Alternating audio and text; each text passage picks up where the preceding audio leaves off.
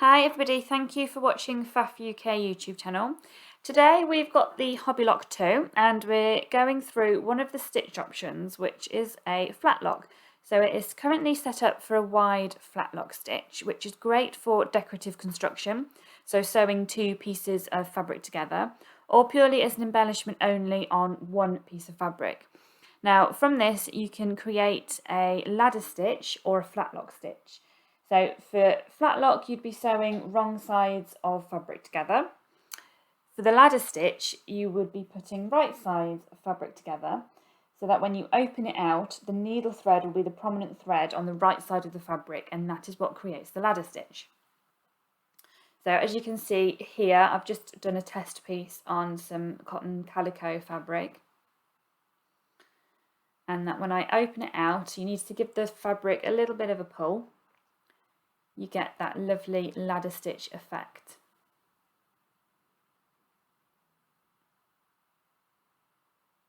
And this is great because it creates a completely flat seam. So I'm going to do again on a stretchy piece of fabric. You can see this is quite a silky stretch fabric as well. And just explain through the settings and what we've had to alter. So the needle tension is on 0. We've got the left-hand needle in for a wide. The upper looper is slightly tighter and the lower looper is slightly looser on the tension.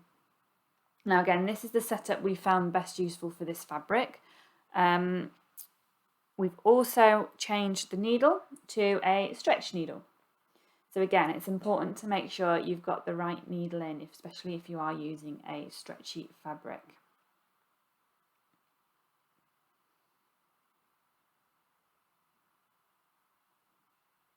So I've done a test piece on the same type of fabric just to check the settings work for well.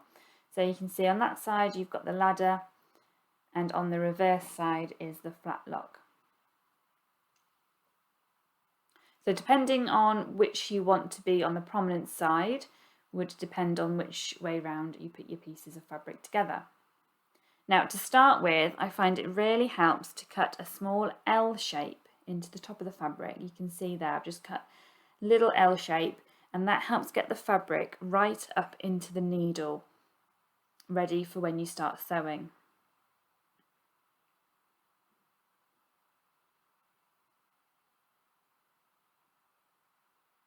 Pop your presser foot down. That's quite slippy fabric, so you having to hold it a little bit and just keep it where I want it to before I start sewing. Hold the threads at the back.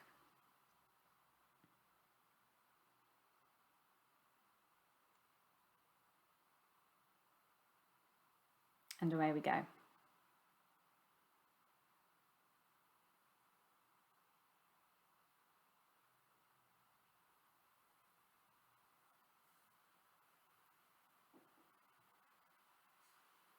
Chain off. And so then just need to pull open the fabric.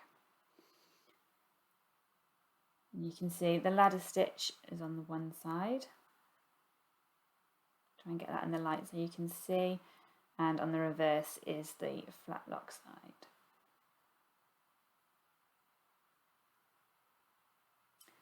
Now you may have to sort of pull and tweak the fabric slightly and sort of push it flat to make sure that it goes completely flat how you want it. Just a little bit of tweaking is normally needed, just pushing the fabric with your finger.